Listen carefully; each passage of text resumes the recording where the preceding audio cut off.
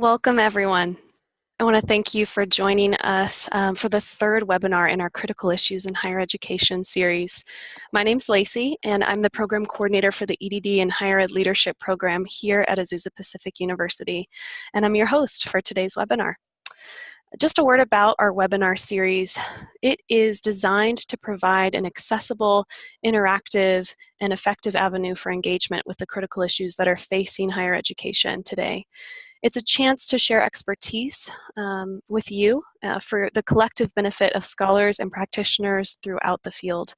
And today I'm so thrilled to present The Role of Faculty in Thriving Students of Color, featuring Dr. Laurie Schreiner, Professor and Chair of the Department of Higher Education at APU. A word about Dr. Schreiner. She chairs the doctoral programs in higher education here at APU. Her 30 years of experience in higher ed as a faculty member, associate dean, and research fellow provide a strong experiential foundation for her teaching.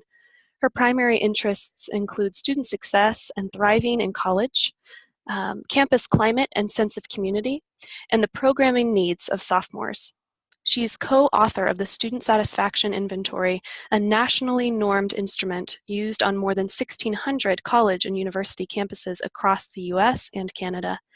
She was also a project director on 2 federal grants from the US Department of Education, has been a senior research associate for the Gallup organization, is co-editor-in-chief of the journal Christian Higher Education, and is a senior fellow at the Council for Christian Colleges and Universities, where she chairs the Christian Higher Ed Research Council.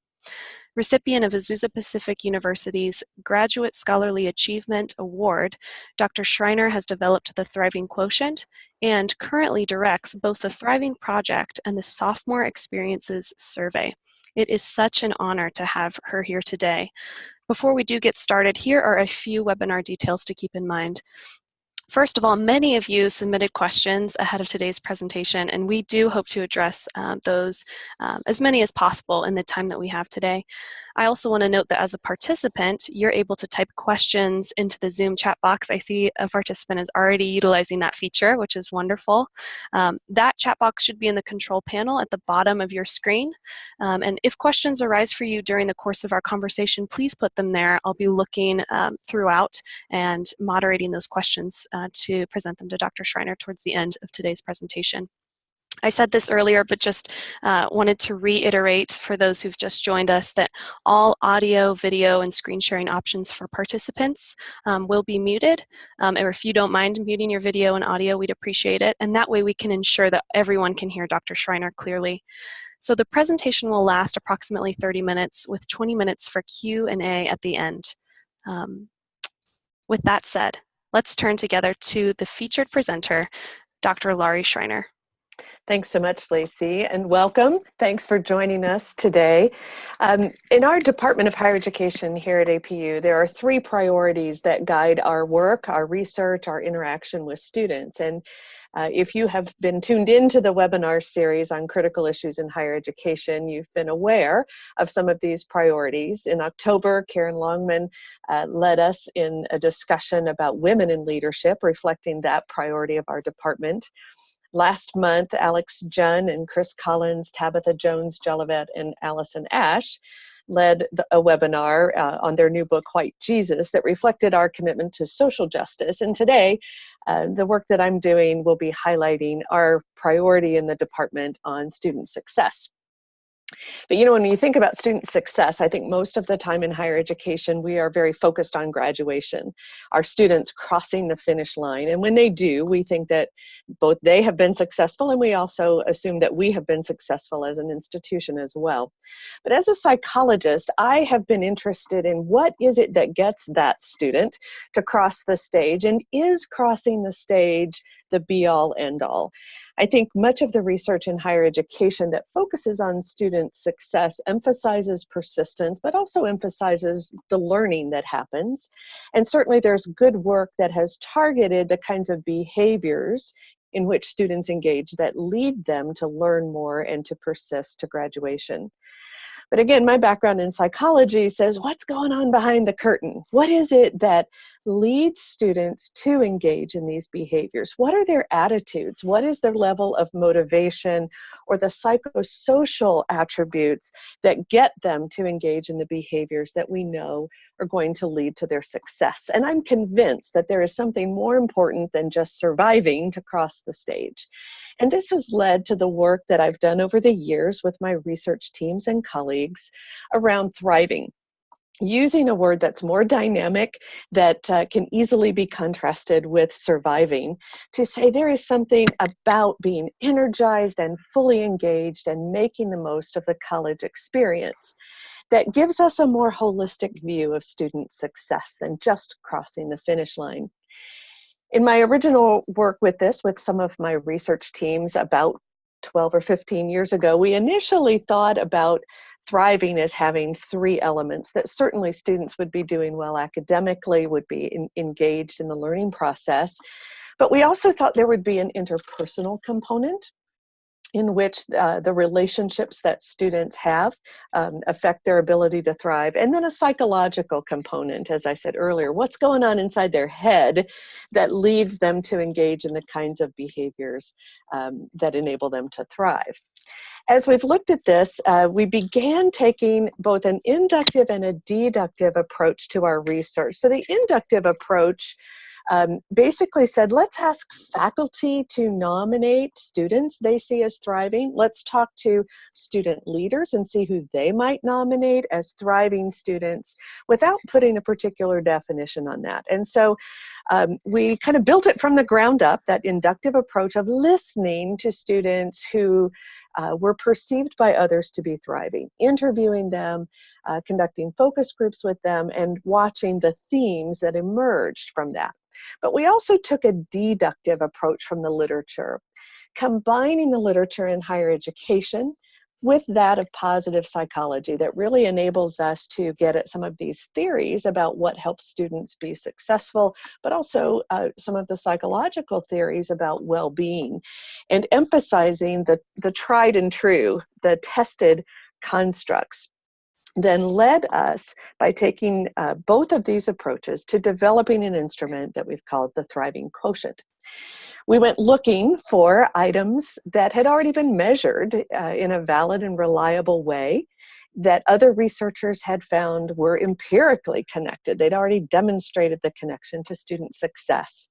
And probably most importantly, we were interested in aspects of a student's experience that we would call malleable, and that is, it's a state of being rather than a personality trait or an attribute that is not particularly changeable, because we wanted to be able to make a difference through our interventions. So over the years, the instrument has been refined and revised. It is now a 24-item instrument that is highly reliable and valid, that measures aspects of what is it about a student that enables them to be fully engaged and energized and making the most of their college experience. So thriving is this higher order construct, as you see in the diagram there. It's the middle of the flower.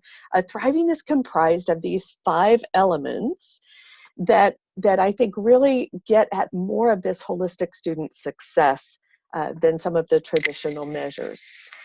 So rather than there being just one academic thriving component, there are actually 2, and that is, thriving students are really engaged in the learning process. They're making connections between what they're learning in class, what they want to do with their lives, what's happening in the world around them, what they're learning in other classes, so that their learning lasts beyond the final exam. But academically thriving students also are investing effort. And so this second component we call academic determination. They are working hard. They are managing their time. They're motivated. They are regulating themselves. If they don't understand something, they go back and try to figure out a different way. But what we found in our research is the most important element of a thriving student in this particular dimension is that they know their strengths. They know what they bring to the learning environment, and they know how to apply those strengths to the academic challenges and tasks that they face.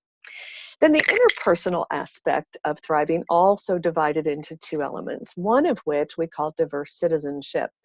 So thriving students value differences in others. They see that as enriching their learning experience. They want to make a difference in the world. They think they can, and they are beginning to do so already as college students. But they're also involved in meaningful relationships that are supportive of them, healthy relationships that enable them not to feel lonely and alienated during those college years. The psychological dimension of thriving did stay on one particular factor, which we labeled positive perspective. And I might define this as realistic optimism. And that is, thriving students take the long view of things. They are able to have this belief that eventually, with the right strategies and the right amount of effort, they will be able to be successful. And as a result, they're able to reframe the negative events or failures in their lives as temporary setbacks that, again, can be overcome with the right strategies and the right effort.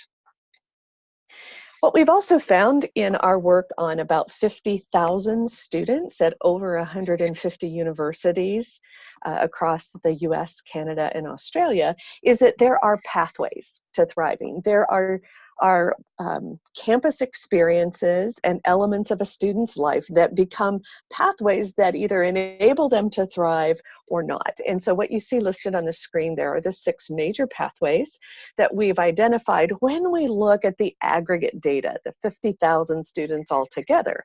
Their sense of meaning and purpose that functions as a lens and as a coping skill, what we've called spirituality, is a pathway to thriving, as is their ability to feel like they fit within their major and have found a major that's a good one for them. Their levels of involvement on campus can be a pathway to thriving. And as we're going to talk about today, student-faculty interaction is certainly one of the major pathways to thriving. The last 2 have more to do with the institution. So institutional integrity is this perception that students have that an institution is delivering on its promises, that faculty and staff embody the mission of the institution, that the institution was accurately portrayed at admissions, for instance. But the most important pathway that we've found is this psychological sense of community on campus, this feeling of belonging, of feeling like it's my house too. This is the right place for me to be, and I matter to people here, and I have a contribution to make to the campus. So we've been exploring these over the years, but probably, I would say 7 or 8 years ago, we began, and I think it was with the work of Eric McIntosh in particular, who did his dissertation, to say, what if we disaggregated the data? If we didn't just lump all thousands of students together, but began to disaggregate the data. And when we do that, we find that minoritized students have fewer pathways to thriving than do majority students, and that the pathways differ. So that our African American students have different pathways that take on different strength and weight than do the pathways for Latinx students or for Asian American students or for indigenous peoples. So we're finding that these pathways differ, and that is what has really been intriguing to us, particularly as we continue this research and think about our future.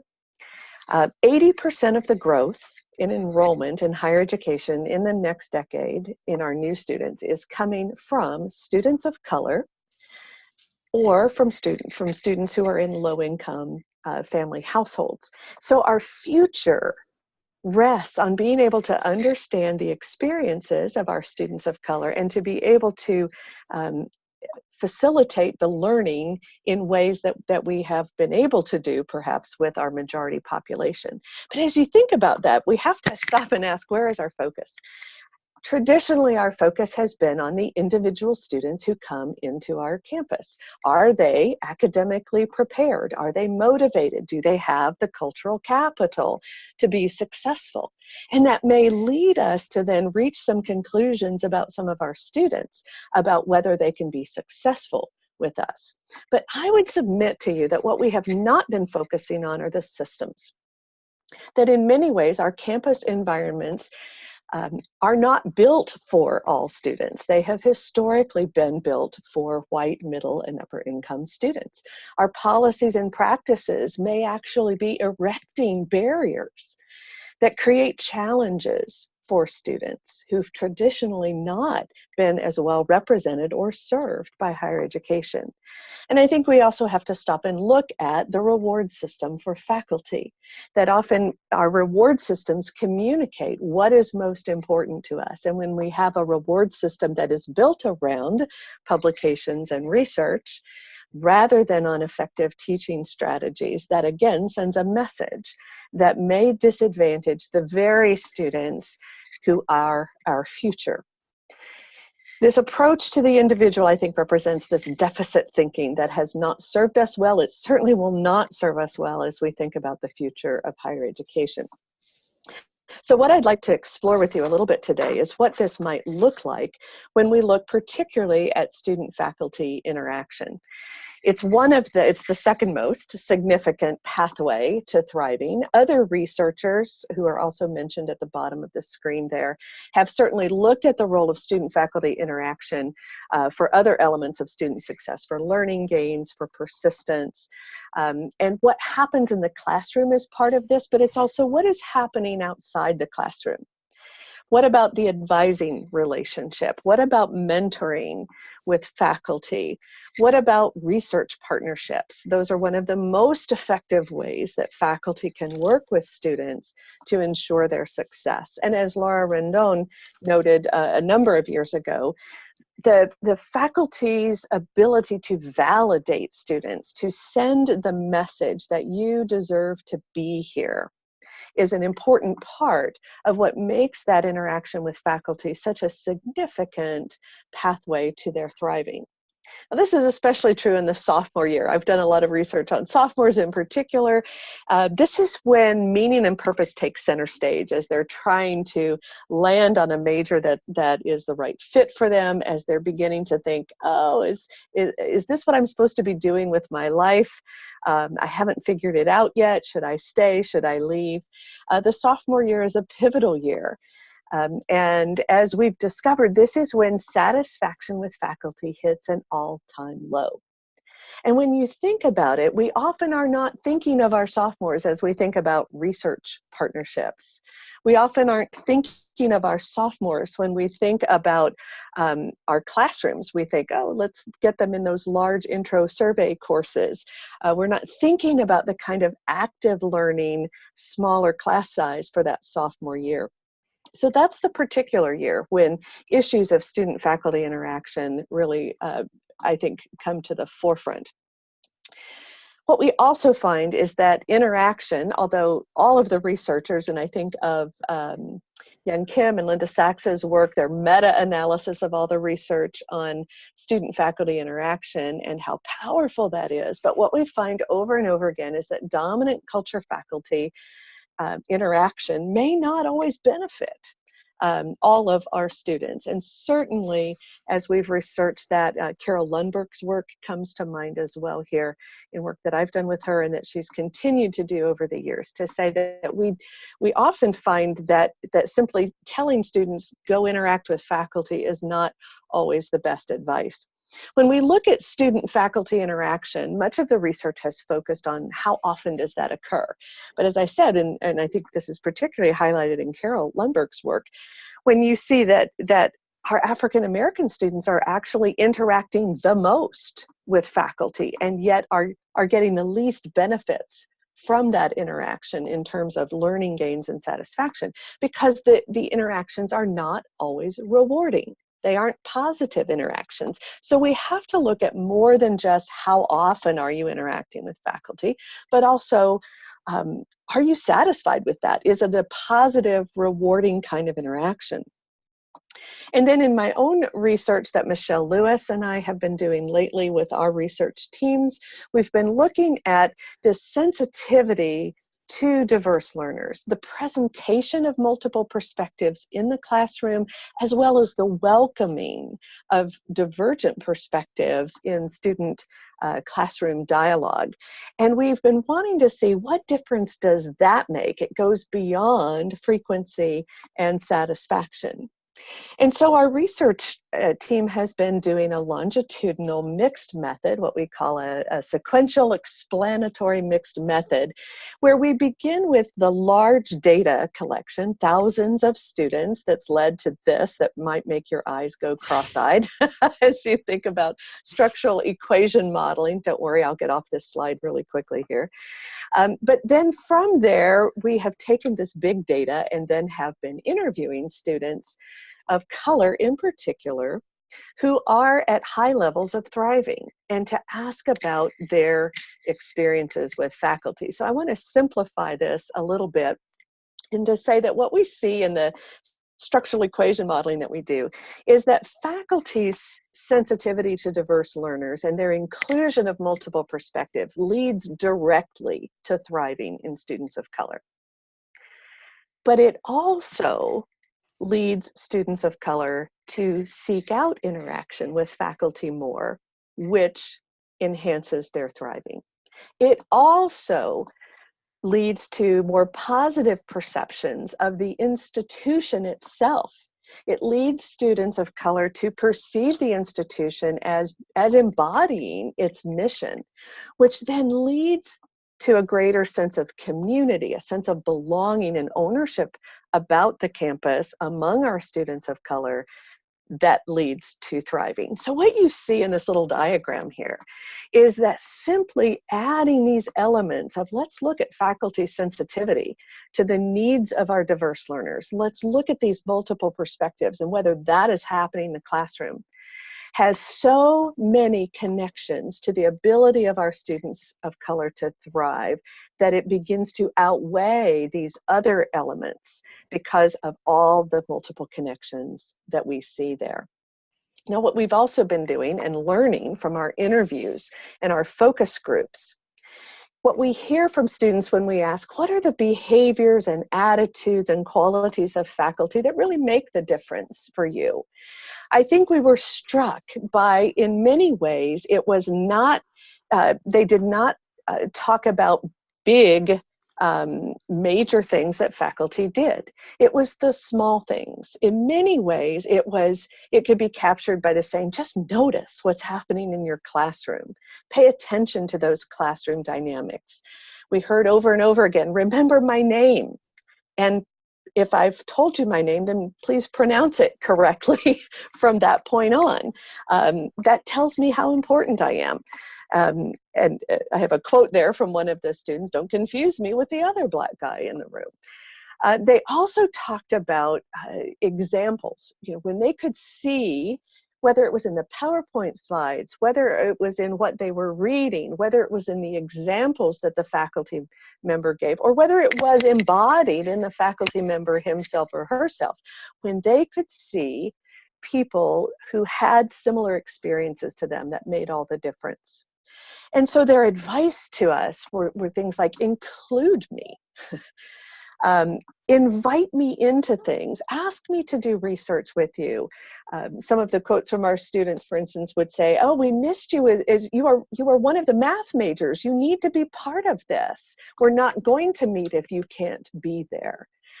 And I think ultimately the students were saying, get to know me, take a personal interest, and get to know me.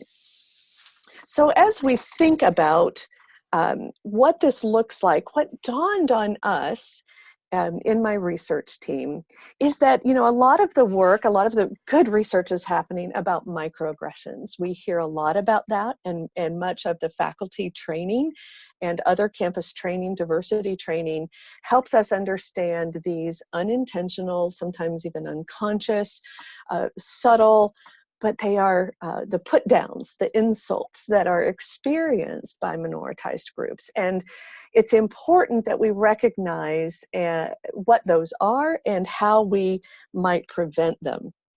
And that's an important element of it. And our students talked about that sometimes faculty were guilty of those microaggressions themselves. And you see one on the screen there. When a student is complimented, but think about that, it's a backhanded compliment. It's a compliment that implies, it's certainly a positive quality, but it implies that quality is the exception rather than the rule.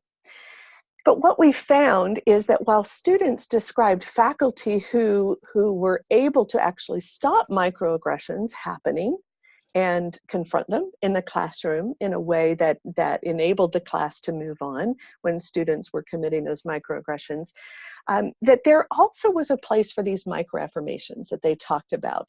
And my research team described these as these brief interactions. They were sometimes very, very short, but they were interactions that conveyed to the students their value and that encouraged the student. Now, we're not suggesting that microaffirmations can compensate for microaggressions, but sometimes when we think psychologically about telling someone to stop doing something, it's better to tell them what they need to start doing. And so focusing on microaffirmations and to say, if we thought about what are these positive things we can be doing, then perhaps it would begin to mitigate some of the microaggressions or begin to replace some of the microaggressions that might be happening otherwise. So in wrapping up some of our thoughts about what we see as the role of faculty with students of color, and as we've listened to these thriving students of color talk to us about their experiences, I think it begins at the campus level, that we've got to stop and take a look at our curriculum. Whether it's our gen ed curriculum, whether it is the curriculum in our major, whether we are looking individually as faculty, do our resources represent the wonderful variety of intellectual perspectives that exist? When students look at our textbooks, when they are looking at what is valued in a core curriculum of a university, does it send a message that cultures and traditions other than the white tradition are valued on campus? I think we also back up and say, let's take a look at our hiring practices. Are we hiring faculty who have the kinds of attitudes that say, I am going to be the kind of person who is able to validate students and has a stance of being willing to learn from all students? Are we looking for faculty who value the relationship with their students, who are looking for the unique talents and gifts that each student brings to the learning environment, and who are able and want to provide an equal measure of challenge and support? I think we also have to take a look at our faculty development programs, as well as the way we evaluate faculty. Sometimes it's helpful for faculty development programs to teach faculty and equip faculty with how to create a safe space in their classroom where cultures are valued and respected. Teaching and equipping faculty with active learning strategies so that they learn ways in which students can begin to interact with others who are different. Are they learning how to give instructive feedback? I think of Darnell Cole's work here particularly, that when faculty are able to say, here's what you could do next time, and it gets to the students in time to do it better next time. That can be such a valuable experience that benefits all of our students, but I think is particularly valuable with our students of color, because that tends not to be the kind of feedback that research shows most faculty give. I think of Ken Baynes' work in 2004 when he wrote the book, What the Best College Teachers Do. And he said this was really the hallmark of the best instructors, the best of the best faculty. And this is really what I think I want to leave you with today, to say that at the end of the day, this is what I think it comes down to, is that we are hiring and equipping faculty and creating a campus environment where we are all looking for what each and every student brings to the learning environment. But not only that, we're able to communicate to our students that we appreciate and respect what they bring, and that we have an unwavering trust in their ability to learn. I want to give a big shout out and thank you. There's been many students and colleagues who have contributed to the research that I've done over the years with around faculty and thriving and students of color. And I've listed many of them on the screen there who have been so grateful to participate with in various presentations at conferences, in publications, and in the research behind the scenes, and all of the interviews and focus groups and data crunching over the years. I just want to say any research of this magnitude takes a village, and I'm deeply grateful to those faculty colleagues and students who've been part of that. So Lacey, what kinds of questions do we have? Yes, well, thank you, Dr. Schreiner. So good to hear so many conceptual things, but also really practical examples and things that you've offered. Let's turn now to a few questions submitted in advance regarding the topic of thriving students of color. And again, participants, I invite you to use the chat box feature at the bottom of your screen to submit questions. A few of you already have. Thank you so much. And I'll keep checking there as we go. So the first question, Laurie, which was sent by multiple participants, concerns pedagogy, some of which you have addressed in your presentation. And several participants were curious about techniques, environmental factors, general ways that they can make a positive difference for students of color in the classroom. And so my question for you is, you mentioned some simple changes that faculty members can make. And I'm wondering, on a personal level, what are changes that you notice you or your colleagues have been making based on this research, and how do you approach your classroom differently? Yeah, that's a great question. And at the end of the day, it's the most important question, isn't it? As we think about affecting our students. I would say the things I've learned over the years would be a couple of things. One would be really understanding ahead of time who my students are. So one of the things I try to do with students, either before they come to class or certainly the first day of class, is to ask them to write me a letter in which they tell me a little bit about themselves as a learner, and I frame it as, what do you think I need to know about you in order to facilitate your success in this class? And that way it allows the student to share what they want to share. Sometimes those stories are lengthy stories about academic challenges they've experienced, or it might be something that's happening in their life right now, how this semester is likely to be a very tough time for them. I also ask them on that to tell me what is their preferred name, because sometimes the name that's on the roster is not what they want to be called. And so I always ask that, and I got that initially from Don Clifton's work, of always asking someone, what do you want to be called, instead of what's the official name that's on the list, and to be sure to pronounce it correctly, that once they've shared their name, remembering it every time I see them. We've had students say, it was just the fact that I was crossing campus and I hadn't had you for class for an entire semester, but you still remembered my name. We heard that in one of our focus group sessions. So I think remembering names and having that as your goal, that I'm going to know everyone's at least first name really by the end of the first class period.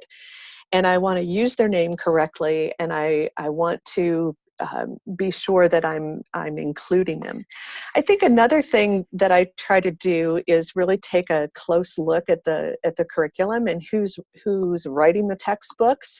And one of the tips I learned across the years is I've actually started showing on my PowerPoint slides a photo of the authors. And sometimes if you ever prepare your PowerPoint slides that way, you might find out just how many of those authors are white. But it makes for a good discussion to say, this is seen as one of the best, if you will, texts in the field, and yet it was written entirely by white researchers. So let's interrogate that. Or to see pictures on the screen and use examples. I'm very careful about my PowerPoints. You may or may not have noticed that today. I try to ensure that the images on the PowerPoint slides do represent a variety of experiences and cultural backgrounds. So those are some of the things that I try to do.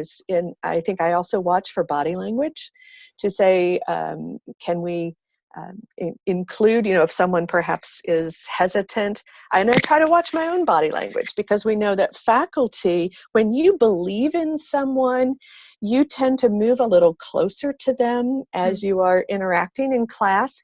If you think that they're able to do something, they're likely to have the right answer, and you ask them a question and they hesitate, if you believe in them and see them as someone with the capacity, you wait on them.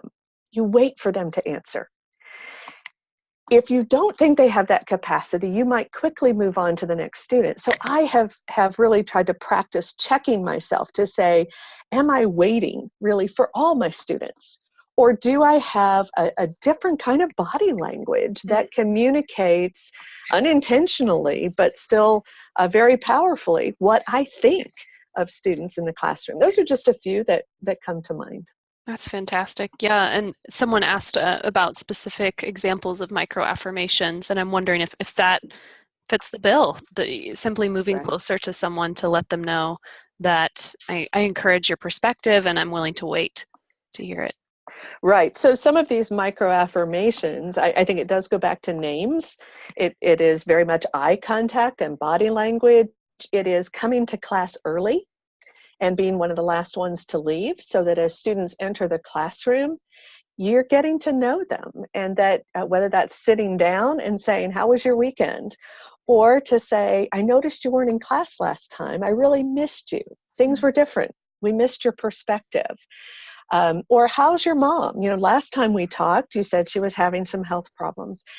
So I think it is coming to class, staying after class, sending the cues that say I'm accessible and approachable, instead of just posting my office hours, but I'm sending nonverbal cues as well to my class by my behavior, by my body language that says, I want to be here with you, I care what you have to say, and I want to get to know you. Mm-hmm. And Laurie, I know that you primarily work with doctoral students, but you work with undergrads as well. Was this research that you're presenting today primarily focused on undergrad? Did it include online or graduate? Great question. So I taught undergrad psych for 20 years, and then lately have been focused more on doctoral students. This research that I'm, particularly the longitudinal study, has been with undergraduates. So the 50,000 students in the Thriving Quotient database, those tend to be of all ages, not just traditional, and they are at 2-year as well as 4-year institutions, but they are at the undergraduate level. Heather Petridis has done quite a bit of work with graduate student thriving, and so there's a separate version of the instrument. It measures thriving the same way, but it asks questions that are more about a grad student's family and external support and work environment and so forth. So there are multiple ways that we have looked at that, but I would say the principles today would cross those levels. The specific focus group and interviews have come from undergrad students. Mm-hmm. Okay, thank you. So a second question that was pulled actually from a couple different people who RSVP'd in advance is really around the implicit biases that are operating on a subconscious level. In your research, what have you found about microaggressions that are commonly reported by students of color from faculty? And how do these explicit microaggressions or implicit biases negatively impact students? Well, I think when we look at microaggressions, they have a cumulative effect. So, and I think that's what makes them so insidious. And I think it's also why, as a white faculty member, I might not think they're important, because I see someone might call my attention to the one incident, and I might think, well, that wasn't such a big deal. I mispronounced your name. That happens. Or it's a complicated name. It's one I'm not familiar with. But what we don't realize is that this happens day in and day out, almost hourly, for students who are not in the majority on a campus or in a classroom. And so it is that cumulative damage that occurs. And I think the students sometimes were reluctant to give examples of those, but some of the ones that they mentioned certainly might be around names, not remembering the name, confusing you with another person of color in the room, singling out students of color and asking them to speak for their particular race or gender or cultural background. Or perhaps if we are setting up debates that we would assume students of color would think alike on a particular issue, and we might put them on a particular side of the room or aspect of the debate. I think there are ways that faculty, and often the ones that get reported to institutions, are when there's inappropriate humor or language that's been used that's very offensive to students of color. And then I think sometimes there's also a very subtle questioning of the credibility of the stories or experiences sometimes, and that is very subtle. But it may be that we ask a few more pointed questions that kind of send the impression that I'm not sure I believe you. I'm not sure that that experience is really valid or true. So I think those are some of the things that we do. I think we also set lower expectations, and I think that our students of color, certainly all students, respond to challenge. And sometimes in the research that has been done on this particularly would say that when we set lower expectations, we are communicating a devaluing of that student that does not in any way benefit them or their learning. Connected to this idea, and it's sort of, connected, but moving a bit away from the research you've presented here with undergraduates, but how is it that faculty can address microaggressions that occur within their department or their area of influence? Faculty are often wearing multiple hats, maybe even as administrators, or just different roles that they play, and how can they address, and maybe it looks like microaffirmations, but ways that they can galvanize those opportunities in there. Yeah, well, I've certainly seen some of my faculty do this very effectively, even this week. So, I think sometimes it's literally being a traffic cop, just putting your hand up and saying, let me stop you right there. And let me tell you how this is coming across. Or to be very specific and say, what you just did is an example of a microaggression, and let me explain why and the effect that that has. But doing that, I think, in a way, and you have to, I think, be careful. You want to be sure that you've created a safe space, if this is in the classroom, to be able to do that, so that you can move on from it. It doesn't become this awkward confrontational moment. But students told us about times where again, body language was used very effectively, where the faculty member moved toward the person who was speaking offensively or making inappropriate statements, and either put their hand on them or their hand up to say, I need to stop right now. And let's examine this together, because I know you didn't mean this. You did not mean to be offensive. I don't think you did. But here's how it came across to me. And I think that's the other thing, is not then turning to the student of color or the person of color in the room and saying, Joe, let's hear how that affected you. But of saying, this is how it affected me, as the instructor or as the person who's listening to you. And I'm aware of this, and I found it problematic for these reasons. Do not put the persons of color in the room on the hot seat to be responsible as being the microaggression police. I think that's a really important aspect, that we can be allies as a white person. And there's days I think, I'm sure people look and go, why is this white lady doing research on students of color? This is not, but it's coming out of my own my experience as having made a lot of mistakes over the years, and really wanting to do better at this, and wanting to create the kind of classroom where all students can learn. Thank you, Laurie. There's kind of this, it's two questions, and I sort of see kind of a tension between the two, and it's on the one side, how can I advocate and support students of color? How can I be that person who steps in and says, let me assist you as much as I'm able to. Let me make myself accessible. If you want mentoring, if you want encouragement. And then there's this other side that's asking, how do I avoid being the one stakeholder in this student's life? How is it that I can make sure that they have a broad network of support as a faculty member, and I'm not, if I'm not there, there's no one there, sort of. Yeah. Yeah. Well, and I think first of all, we have to step back for a minute and say, you know, when we still are white majority faculty. So I look at my own campus, and we are predominantly students of color. So our compositional diversity among our students, you know, we're 56% students of color. But our faculty don't represent that. And so we're still largely white. I think we are 2/3, maybe 70% white. You know, and so I think that puts an undue burden on the faculty of color to be that person for our students of color. And it's impossible. It's simply impossible. And so I think then the burden needs to shift to the rest of us to say, okay, how do I personally do this?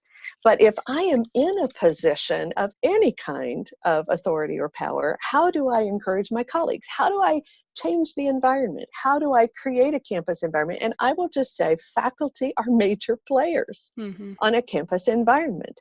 And so collectively, if we as faculty say, this is important to us and we want to make these kinds of changes in our environment, I think ultimately, you know, it kind of goes back to that slide where I said, where is your focus, on the individual or the system? The same would be true of faculty. Is our focus on individual faculty? Well, we might make some strides here and there along the way, but our far better approach is to look at the system that grows our faculty, and the system that rewards our faculty, and the system that puts way too much work on faculty's plate, so they may not have time to go to the faculty development workshop to learn about inclusive pedagogy, or they may not have time to interact with students. So I think we have to back up and say, what have we created on our campus? And can we do anything about that? Can we make some changes so that we have the time and the energy and the reward system that says, this is important that you do this? Great. We're going to transition now to questions that have been coming in, some of which have been interwoven in our conversation thus far. But I want to lead in with a question from one of our participants who asks, how do you deal with white students who do not react well to being confronted?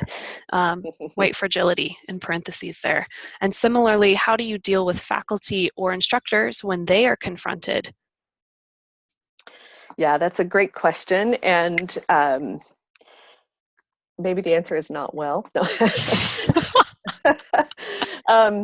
You know, as I think about that, each situation is going to be a little different. So I think if I've created a classroom environment, and so I think it begins the first day of class. So let me start with the student one first.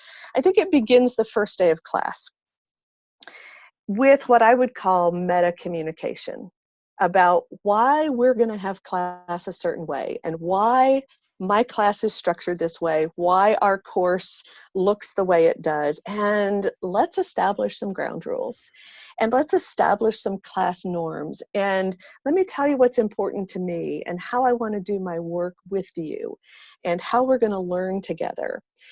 That meta communication that then is consistent throughout a given term communicates to students, this is your space. This is safe. It is a place for you to ask the questions you need to ask, to make the mistakes that you're going to make, and that mistakes are not the end of the road, that mistakes are simply learning opportunities. So when I've set that groundwork, then when there is a need to confront, and I think I go back to my psychological training, right? The right to confront has to be earned. You do not do a hit and run confrontation. You should only confront someone when you are willing to stay in relationship with them to work through what needs to be changed. And so in the classroom, I've made that commitment to my students. They know that I care deeply for them, that I care for their learning, that I am looking out for their best interests, so that when there is a need to confront, a white student who's committed a microaggression or who is resistant to issues, I can do that gently. I can do it in private, preferably. Maybe something needs to happen in the middle of class, but I will always, always, always follow up with that student to communicate, I am saying this to you because I care about you, because I want to see you become the best possible person you can become. And I know you want to be aware of how you're coming across. You're wanting to grow as a professional. So this is the kind of feedback that's important to us in class. So I would say I don't go around confronting white students. That it has to be in the classroom together, in a relationship that we've established together. I think with white faculty, probably the same could be true, and that is that's certainly easier to do. I might have earned the right to confront when I'm in relationship with that person and will stay with them as they work through it. But there are simply times, and sometimes it's faculty meetings, sometimes it's book groups, sometimes, other times when you are with faculty you don't know as well, that I think you have to be prepared to say what you need to say and to not put it on the persons of color in the room to say it. So I think as a white person, I have got to be able to say in the moment what needs to be said. And that's something I've got to practice a lot more. There are many times I have failed at that. And so I think thinking ahead of time and working with people we care about to say, help me think of examples, or wow, I just blew that. What should I have said instead? I was at a dinner party earlier this week when I had that feeling of, it was going on in my head. I knew what I wanted to say because the microaggression was occurring, but I didn't have words. Luckily, one of my colleagues did. And afterward, I spent some time with him and said, okay, how could I have said that? Because I was thinking the same thing you were, and thank you for saying it, but I need to get better at this. Mm-hmm. That's wonderful. There's another question sort of along similar lines about wanting to prevent otherizing as the faculty member. And you mentioned sort of earlier, don't ask the one student of color to speak for their racial or ethnic group. Right. Yeah. Mm-hmm. And this person's asking, what are some good ways of bringing out the value that diverse students and their experiences can bring to the classroom without appearing to call them out, to tokenize, to otherize in the classroom? Mm-hmm. Mm-hmm. I think there are multiple ways to do that. So I think first, it again goes back to that first day of class. And what kind of environment are you creating in the classroom when you set the expectation that you want to hear everyone's perspective, that you want to hear about their experiences? I think when you set that tone, and then as you're watching the body language of students, someone who's got their head down and their eyes down, that's not somebody I'm going to call on, right? But if someone is leaning forward with eye contact and I can tell they want to say something, and then it's an invitation. And it's not, and I guess the way I would frame it is of saying, I notice that you look like you have something you want to add. What would you add to our conversation here? So that way it's not, oh, you are the Asian woman in the room, tell us your perspective. So it's not calling that out, but it's actually pointing to the human aspect of they are displaying an interest and look like they have something to say. I think it's a great point to say, are we always either essentializing or otherizing someone who's different from ourselves, that again sends the message that our view is the norm. And let's have the minority report here. So it needs to come across as, no, there are multiple perspectives. And I think when you demonstrate that in your own teaching, see, if I only present my own perspective and only kind of a white Western worldview, I'm sending the message that that I might not value those other perspectives. So I think when you can, through your choice of textbooks, through the examples, through the literature you use, through the researchers that you cite as you're teaching, through the examples and slides and so forth, you're sending this message that there are multiple perspectives. Then I think that's one of the ways that we can prevent otherizing from happening.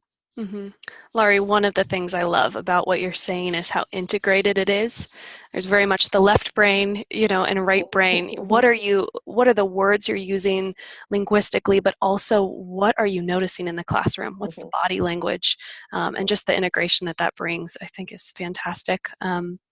That brings us to the end of our Q&A time. I do just want to thank everyone for joining us today for this webinar. It's gone too fast, in my opinion. Laurie, I want to thank you for your ongoing research in this critical area and for your presentation. And just want to offer you a chance to make any final note or comment before we close our time.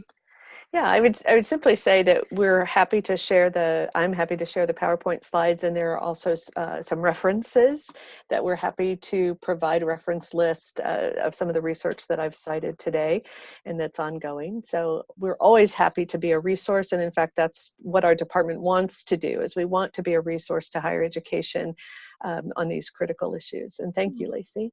My pleasure. So as Laurie mentioned, participants, you'll all receive an email shortly with a link to provide feedback.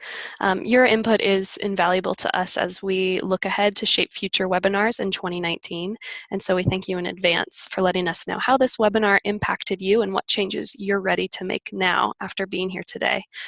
This concludes our series for 2018, which is hard to believe, but we are looking forward to offering additional webinars in the future. So stay tuned, connect with us on social media, our Facebook page or Twitter account, APU Higher Ed or APU Doctoral Higher Ed on Facebook. If you want to know more about our doctoral programs in higher education here at APU, I invite you to check out our website. It's apu.edu/graduate/doctoral. Have a wonderful rest of your Friday, and thanks again, everyone, for joining. Bye-bye.